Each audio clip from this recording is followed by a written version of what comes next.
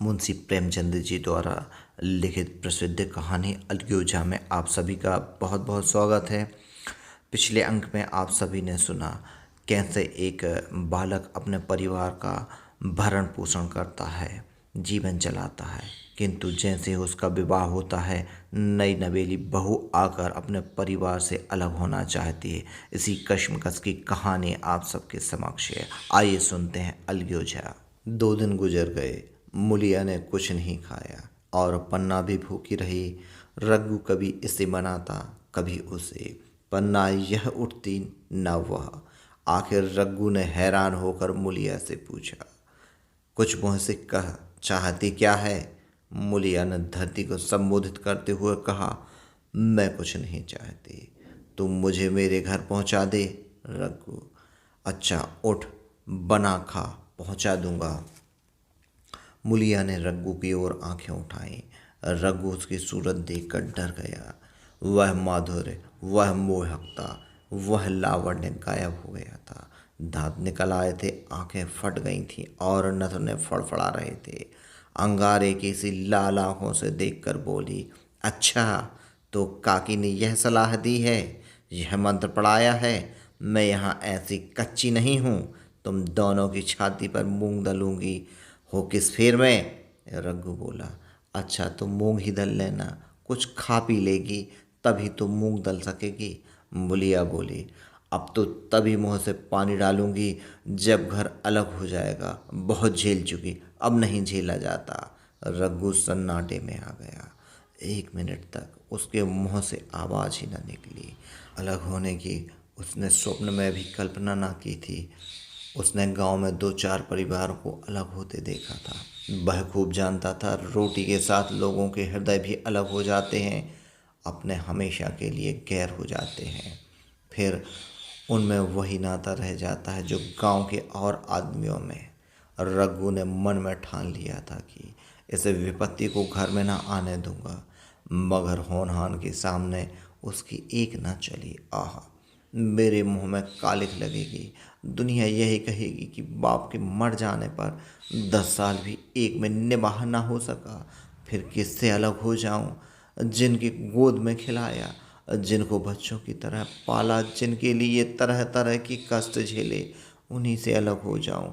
अपने प्यारों को घर से निकाल बाहर करूं। उसका गला फंस गया। कांपते हुए स्वर में बोला, तू क्या चाहती है कि मैं अपने भाइयों से अलग हो जाऊं? भला सोच तो कहीं मुंह दिखाने लायक न रहूंगा। मूलिया बोली, मेरा तो इन लोगों के साथ निवाह न होगा। रघु, तो तू अलग हो जा, मुझे अपने साथ क्यों घसीटती है? मूलिया, तुम मुझे क्या तुम्हारे घर में मिठाई मिलती है? मेरे लिए क्या संसार में जगह नहीं है? रघु, तेरी जैसी मर्जी, जहाँ चाहे रहे, मैं अपने घर वालों से अलग नहीं हो सकता। जिस दिन इस घर में 2 चूल्हे जलेंगी उस दिन मेरे कलेजे के 2 टुकड़े हो जाएंगे। मैं यह चोट नहीं सह सकता। तुझे जो तकलीफ हो वह मैं दूर कर सकता हूँ। माल असबाब की मालकिन तू है ही, अनाज पानी तेरे ही हाथ है। अब रह क्या गया? अगर कुछ काम धंधा करना नहीं चाहती मत कर। भगवान ने मुझे समाई दी होगी तो तुझे तिनका तक उठाने न देता। तेरे यह सुकुमार हाथ पांव मेहनत मजदूरी करने के लिए बनाए ही नहीं गए हैं। मगर क्या करूं, अपना कुछ बस ही नहीं है।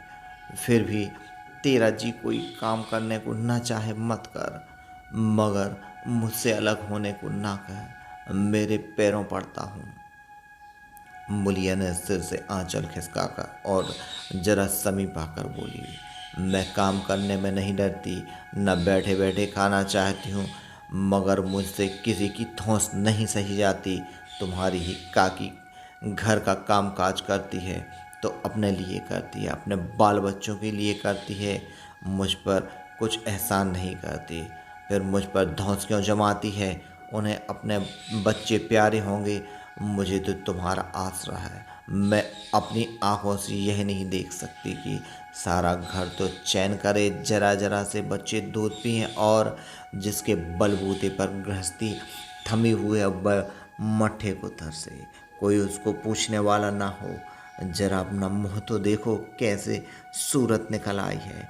औरों के तो 4 बरस के अपने पट्टे हो जाएंगे, तुम तो 10 साल में खाट पर पड़ जाओगे। बैठ जाओ, खड़े क्यों हो? क्या मार कर भगाओगे? मैं तुम्हें ज़बरदस्ती ना बांध दूंगी। यह मालकिन का हुक्म नहीं है। सच कहूँ, तुम बड़े कटकलेजी हो। मैं जानती, ऐसे निर्मोही से पाला पड़ेगा तो इस घर में भूल से ना आती। आती भी तो मन ना लगाती, मगर अब तो मन तुमसे लग गया। घर भी जाऊं तो मन यहाँ ही रहेगा। और तुम जो हो, मेरी बात नहीं पूछते। मूलिया की ये रसीली बातें रघु पर कोई असर न डाल सकी। वह उसी से रुखाई से बोला, मूलिया, मुझसे यह ना होगा।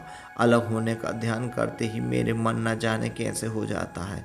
यह चोट मुझसे न सही जाएगी। मूलिया ने परिहास करके कहा, तो चूड़ियाँ पहनकर अंदर बैठो ना, लाव में मूछें लगा लूँ। मैं तो समझती थी कि तुम में भी कुछ कस बल है। अब देखती हूँ तो निरे मिट्टी के लौंदे। पन्ना दालान में खड़ी दोनों की बातचीत सुन रही थी। अब उससे ना रहा गया। सामने आकर रघु से बोली, जब वह अलग होने पर तुली हुई है, फिर तुम क्यों उसे ज़बरदस्ती मिलाए रखना चाहते हो? तुम उसे लेकर रहो, हमारे भगवान मालिक हैं। जब महतो मर गए थे और कहीं पत्ते की भी छाँव न थी, जब उस वक्त भगवान ने निभा दिया, तो अब क्या डर? अब तो भगवान की दया से तीनों लड़के सयाने हो गए हैं। अब तो चिंता नहीं। और रघु ने आंसू भरी आंखों से पन्ना को देखकर कहा, काकी, तू भी पागल हो गई है क्या? जानती नहीं, 2 रोटियां होते ही 2 मन हो जाते हैं। पन्ना, जब वह मानती ही नहीं, तब तुम क्या करोगे? भगवान की यही मर्जी होगी तो कौन क्या करेगा? प्रारब्ध में जितने दिन एक साथ रहना लिखा था, उतने दिन रहे। अब उसकी यही मर्जी है तो यही सही।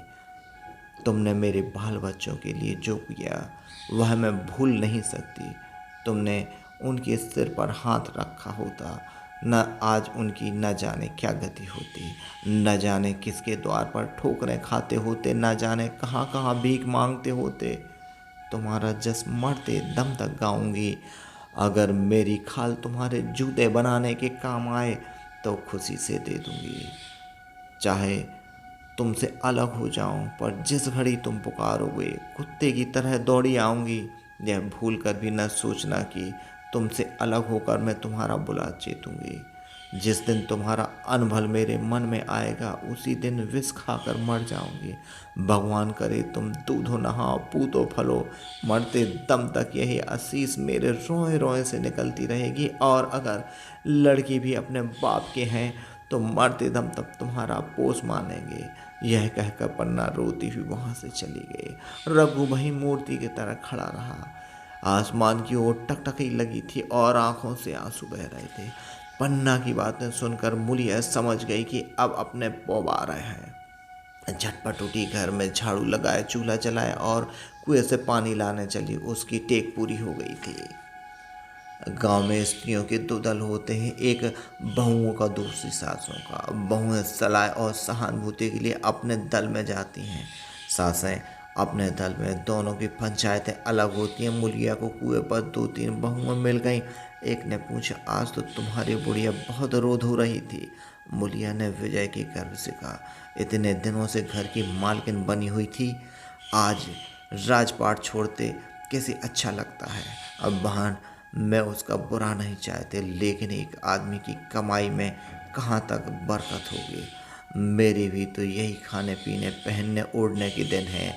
अभी उनके पीछे मरो, फिर बाल बच्चे हो जाएं, उनके पीछे मरो, सारी जिंदगी रोती ही कट जाए। एक बहू, बुढ़िया यही चाहती है कि यह बस जन्म भर लौंडी बनी रहे, मोटा झोंटा खाए और पड़ी रहे। दूसरी बहू, किस भरोसे पर कोई मरे। अपने लड़के को बात नहीं पूछते, पराए लड़कों का क्या भरोसा। कल उनके हाथ पांव हो जाएंगे, फिर कौन पूछता है। अपनी अपनी महरियों का मुंह देखेंगे। पहले से ही फटकार लेना अच्छा है, फिर तो कोई कलंक ना होगा। मूलिया पानी लेकर गई, खाना बनाया और रघु से बोली, जाओ नहा आओ। रोटी तैयार है। रघु ने मानो सुना ही नहीं, सिर पर हाथ रखकर द्वार की तरफ ताकता रहा। मूलिया, क्या कहती हूँ, कुछ सुनाई देता है? रोटी तैयार है, जाओ नहाओ। रघु, सुन तो रहा हूँ, क्या बहरा हूँ? रोटी तैयार है तो जाकर खा ले, मुझे भूख नहीं है। मूलिया ने फिर कुछ नहीं कहा, जाकर चूल्हा बुझा दिया। रोटियां उठाकर छीके पर रख दी और मुँह ढक कर लेट रही। जरा देर में पन्ना आकर बोली, खाना तो तैयार है, नहा धोकर खा लो, वह भी तो भूखी होगी। रघु ने झुंझला कर कहा, काकी तू घर में रहने देगी कि मुँह में कालिक लगाकर कहीं निकल जाऊं? खाना तो खाना ही है, आज ना खाऊं कल खाऊंगा, लेकिन अभी मुझसे ना खाया जाएगा। केदार क्या अभी मदरसे से नहीं आया? पन्ना, अभी तो नहीं आया, आता ही होगा।